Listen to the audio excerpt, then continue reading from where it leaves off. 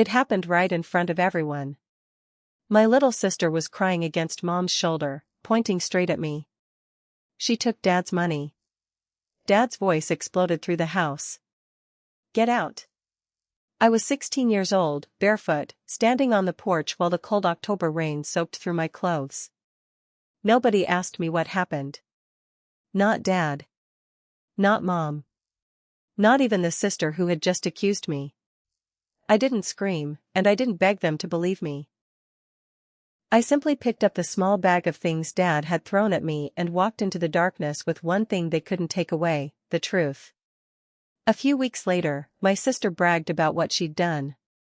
She had no idea someone was listening. Someone who would eventually make sure everyone heard the truth. And that's when everything changed. Back then, if you had driven past our house in our quiet Ohio neighborhood, you would have thought we were the definition of a normal American family. We had a white porch, freshly cut grass, and pumpkins sitting beside the front steps every fall. Nothing about the Smith family looked broken from the outside. But inside that house, things had never been equal. Dad worked long hours at an auto shop, and he believed children showed love by obeying without questioning. Mom kept everything spotless and avoided conflict whenever possible. Then there was Haley, my younger sister. She had mastered the art of getting sympathy. She didn't have to ask for attention, she simply cried, and everyone came running. And then there was me, Jade, the quiet one, the responsible one, the girl who believed that if she worked hard enough, behaved perfectly, and never caused trouble, her family would eventually see her the way she saw them. I was wrong. I still remember Saturday mornings. I'd wake up early and make pancakes for everyone while Dad sat at the kitchen table reading the newspaper. If Haley burned her pancakes, Dad laughed and said, "She's still learning."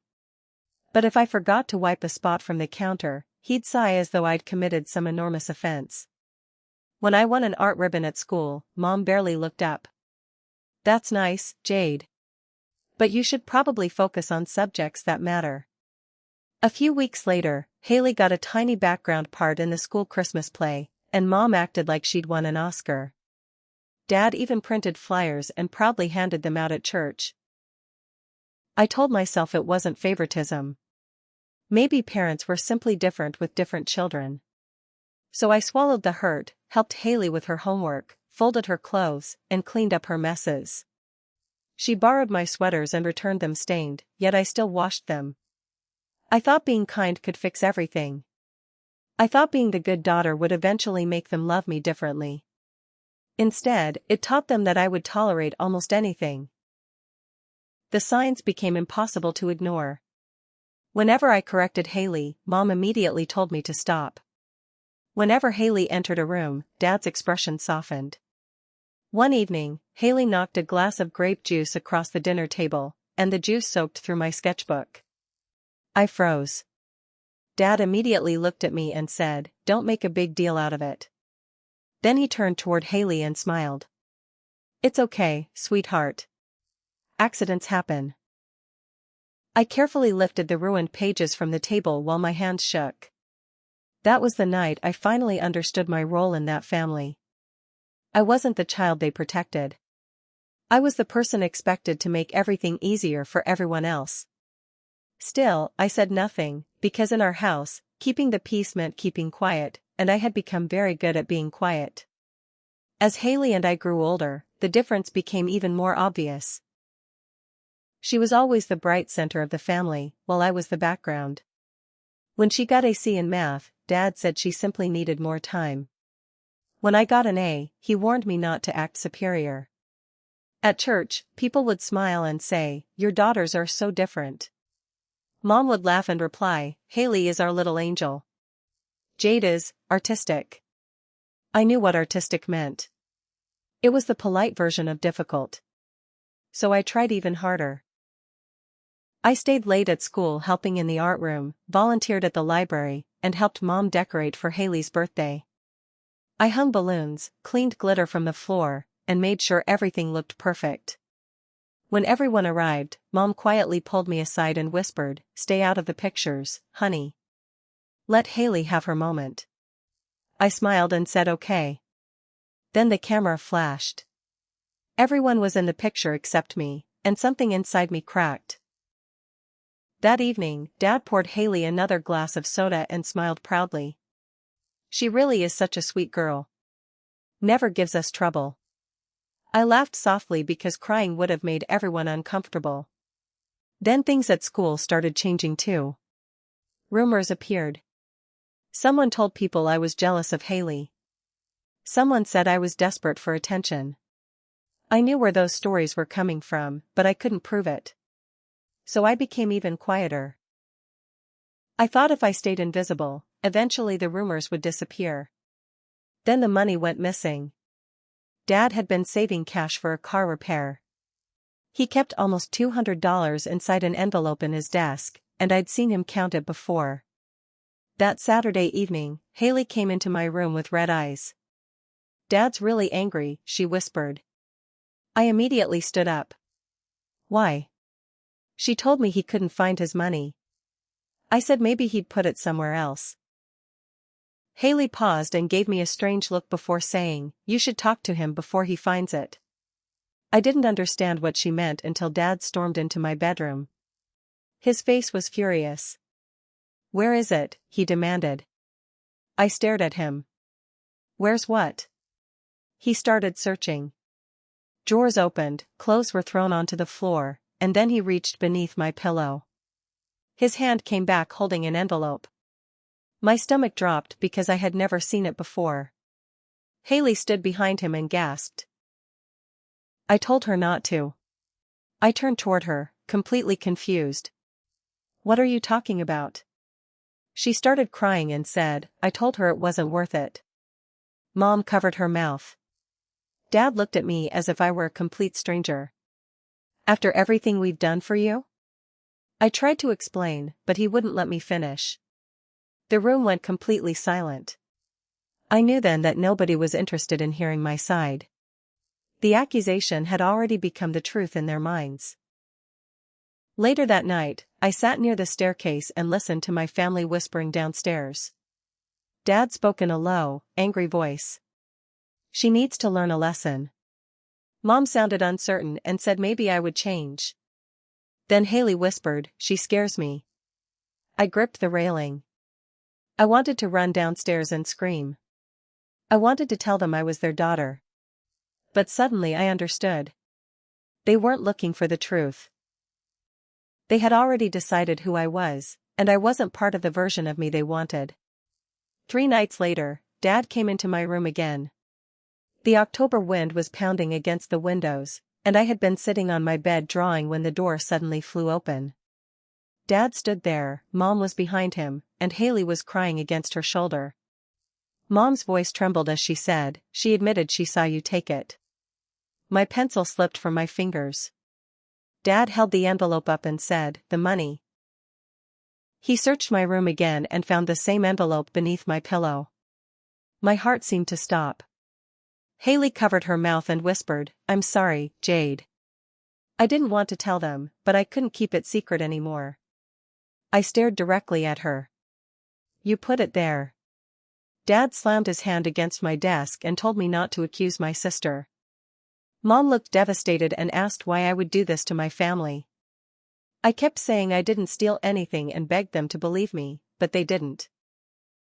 Dad grabbed a black trash bag and threw some clothes inside, a pair of jeans, a sweater, and some socks. Then he shoved the bag toward me. "Get out." I stared at him. "Dad, please." He pointed toward the door. "Right now." Mom didn't stop him. She simply held Haley closer and whispered, "It's okay, sweetheart. Mommy's here." Then I saw something I'll never forget. Haley looked at me, her tears suddenly disappeared, and for just a second, the corner of her mouth lifted. She smiled. A tiny, satisfied smile. That's when I knew the accusation hadn't been an accident. She had planned it. Dad opened the front door, cold air rushed inside, and then he pushed me outside. The trash bag dropped beside my feet. The door slammed shut, and a second later, I heard the lock click. I stood there staring at the door while rain ran down my face. I wanted to knock. I wanted to scream. I wanted someone to finally listen. But deep down, I knew they had already chosen. So I turned around and walked away. That night, I learned what it felt like to have nowhere to go. I spent hours walking through the neighborhood until I reached a small park near my school. My legs were shaking, so I sat on a bench and hugged the trash bag against my chest. My sketchbook was still inside. That tiny notebook was the only piece of my old life I had left. I stayed there until morning. When the sky finally began to brighten, I made myself a promise. If my own family could throw me away this easily, then I would learn how to survive without them. The next few days blurred together. Park benches, bus stops, and the library became my world. I learned which corners stayed quiet and which places closed late. During the day, I'd sit in the library pretending to study. After closing, I'd hide behind an old bookshelf and wrap my jacket around myself. At night, the hum of the air conditioner became the only sound keeping me company. Sometimes I went to a nearby gas station. The clerk eventually stopped asking questions. I'd sit near the window with my head down, surrounded by the smell of coffee and gasoline. Every time the entrance door opened, my heart jumped because I kept expecting Dad to walk through. He never did. Then, one afternoon, everything changed. I saw Grandma Maggie outside the library. She was wearing a gray coat and carrying a paper bag. She looked at me for a moment before saying quietly, "You haven't eaten, have you?" I froze. I expected questions. I expected anger. Instead, she handed me the bag. Inside were sandwiches, an apple, and some cash. Then she looked directly at me and said, "Stay here, Jade. I'll take care of this." At the time, I didn't understand what she meant. A few days later, I would. Grandma went to a family dinner where Mom and Dad were present.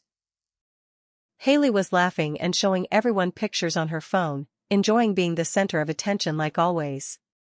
Then someone started a video call with a cousin, and Haley began bragging. "You wouldn't believe what I did," she laughed. She explained how she'd hidden the money beneath my pillow, how she'd cried, and how she'd convinced everyone that I had stolen it. Then she said the words that changed my life, "She's gone now.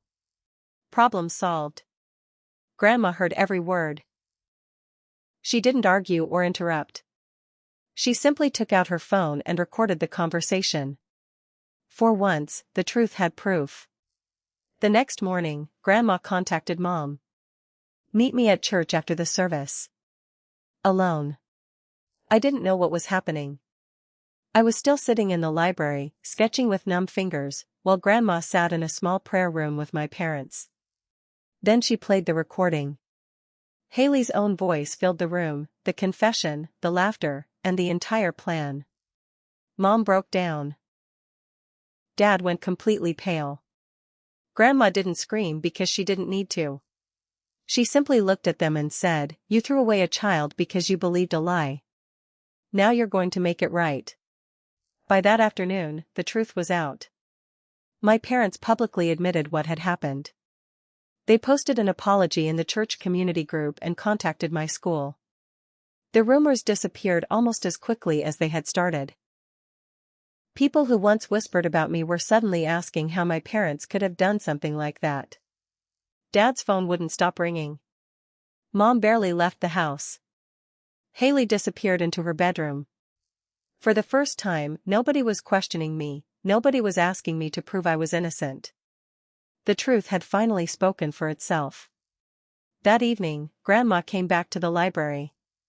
When I saw her standing in the doorway, I dropped my pencil and ran to her. She wrapped her arms around me and whispered, "You don't have to defend yourself anymore. The truth already did it for you." That was when I finally cried. Not because I was broken, but because for the first time in weeks, I felt safe. Grandma took me home with her. Her little red brick house smelled like cinnamon and coffee. Every morning, she cooked breakfast and hummed quietly in the kitchen. She never forced me to talk about my parents, and she never told me that I had to forgive them. One morning, she simply said, "Let the truth heal you, Jade.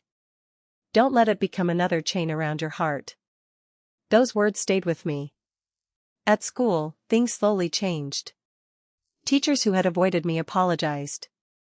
My English teacher left a note on my desk saying, I should have asked questions instead of believing rumors. Haley avoided me in the hallways. At church, people still talked, but this time I wasn't carrying the shame. They were. One weekend, Grandma gave me a new pair of running shoes. "You need to feel the ground beneath your feet again," she said. So I started running every morning through quiet streets while most of the neighborhood was still asleep. The cold air filled my lungs, and each step felt like I was taking something back, my confidence, my freedom, and my life. A month later, Dad called. His name appeared on my phone. For a moment, I stared at it. The same man who had once thrown me into the cold was now asking me to answer. I didn't. Some doors are closed for a reason. Today, I sit on Grandma's porch with my sketchbook resting on my knees. The October sun is disappearing behind the maple trees, and leaves move across the yard in the wind. The same kind of wind that once felt cruel now feels peaceful. I draw the light falling across the grass, and I smile. My family thought throwing me out would destroy me. Instead, it gave me the chance to discover who I could become without their approval. They thought they were getting rid of a problem. They were actually setting me free. Sometimes losing the people who hurt you is the beginning of finding yourself. And sometimes the quietest kind of revenge isn't making them suffer, it's building a life they can no longer control. If you've ever had to walk away from someone you loved just to find peace, you already know how powerful that can be.